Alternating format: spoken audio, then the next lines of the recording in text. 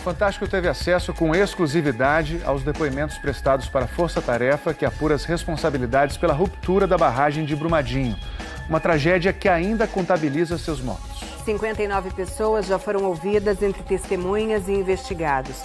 São depoimentos que levam o Ministério Público a afirmar: o que aconteceu em Minas Gerais não foi um acidente. Uma imensidão de lama. Dona Sueli está sentada onde antes era o sítio da família. O rompimento da barragem de Brumadinho levou tudo. O marido dela, que estava aqui no dia da tragédia, está desaparecido até hoje. O que a senhora quer? Contra o corpo? E fazer um enterro digno, porque ele merece muito. Mas eu acho que nem o corpo eu vou encontrar.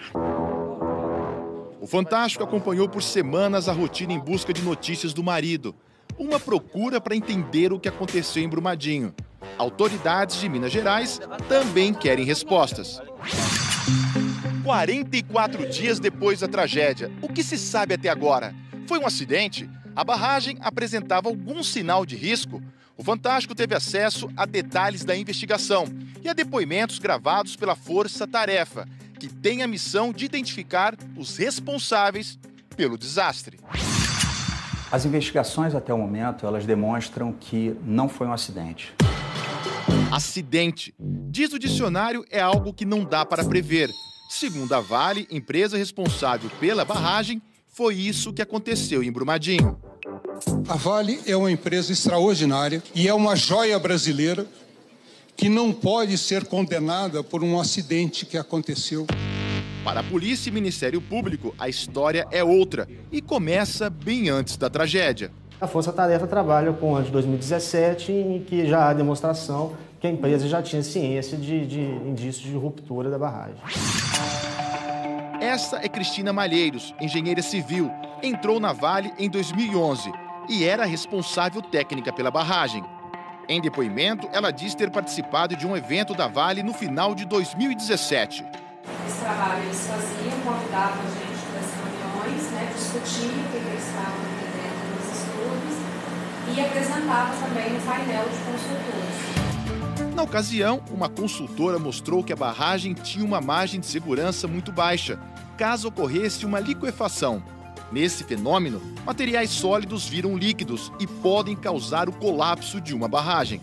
Ela me reportou preocupada com o sismo, que poderia ser alguma coisa que gerasse liquefação, ou qualquer coisa que lá na estrutura indicasse que a gente poderia ter algum problema. Segundo a investigação, ao saber do risco, em vez de tomar medidas concretas, a Vale apostou em outros métodos para calcular a estabilidade da barragem. Nós percebemos um esforço em alterar ou promover outras metodologias que aumentassem esse valor de segurança, o que não ocorreu. Como o risco continuava, a Vale tentou outra opção: instalar drenos para retirar água da estrutura, os chamados DHPs, drenos horizontais profundos. Uma alternativa que, segundo a investigação, trazia riscos de um processo de infiltração, conhecido como pipe, um possível gatilho para rompimentos. A meu ver, é uma coisa temerária, porque o DHP é uma intrusão concentrada e se tiver qualquer problema, você pode induzir pipe. Podia ser um gatilho. Este consultor da Tubsud, empresa alemã que prestava serviços para a Vale, disse que havia formas mais seguras de instalar os drenos. Poderia ser feito com alguns cuidados a mais, mas eles... Após uma infiltração em junho de 2018, a Vale interrompeu na época a instalação dos drenos. Uma situação que, segundo o consultor Arsênio Negro Júnior, assustou a empresa. Eles se assustaram num desses eventos por sorte. E foi isso que eles fizeram abandonar. Em depoimento à Força Tarefa, Makoto Namba, outro consultor da empresa alemã Tubsud, reconheceu que houve barbeiragem na instalação dos drenos. O senhor mencionou o termo barbeiragem. Isso. Foi uma barbeiragem? Sim, para dar um fraturamento hidráulico, não poderia ter dado isso. Makoto Namba é um dos técnicos que assinaram, em setembro de 2018, um laudo que atestava a estabilidade da barragem. Segundo ele, ato técnico, mas realizado sob pressão da Vale. Existe uma pressão sutil. O Alexandre até participou, ele estava na mesa e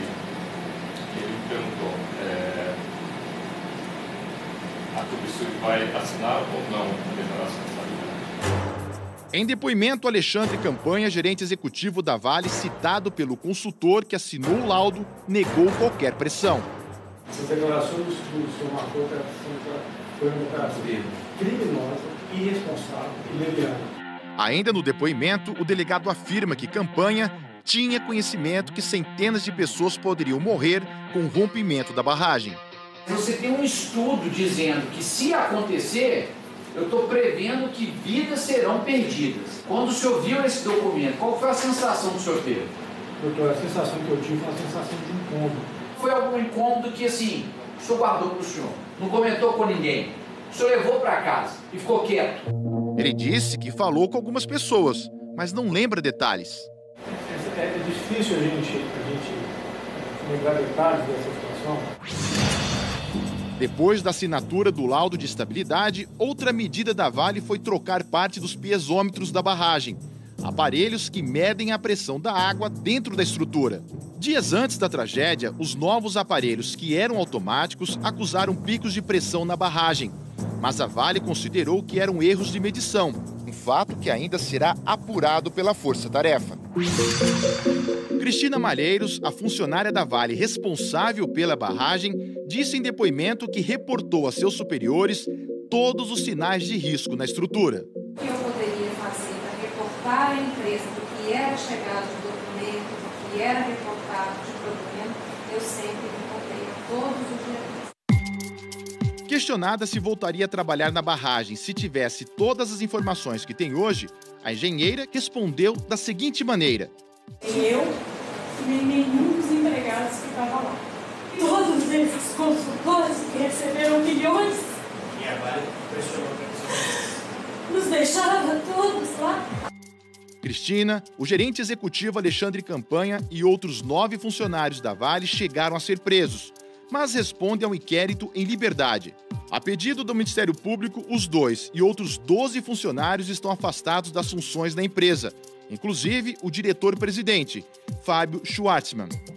A Vale informou que uma vistoria feita na barragem 2 dias antes da tragédia não detectou o risco de rompimento. Disse ainda que todas as intervenções no local foram medidas normais de segurança e que nenhum depoimento de funcionário da empresa indica conhecimento prévio de risco de ruptura.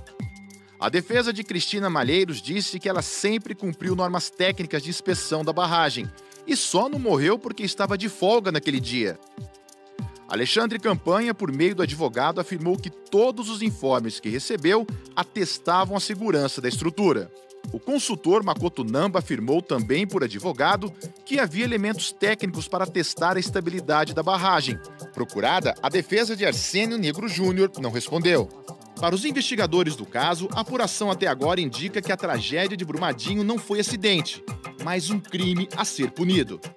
A Força Tarefa ela vai dar uma resposta para a sociedade, pode ter certeza disso. Enquanto as responsabilidades são apuradas, Dona Sueli, que mostramos no início da reportagem, continua a busca pelo marido. Nesses 44 dias, veio ao sítio da família pelo menos 30 vezes atrás de informações. A última foi nesse sábado, mas seguranças impediram a passagem. Eles não têm o direito de fazer isso, não é deles. Por uma área vizinha, ela conseguiu entrar no sítio mais uma vez, ainda com esperança de encontrar o corpo do marido.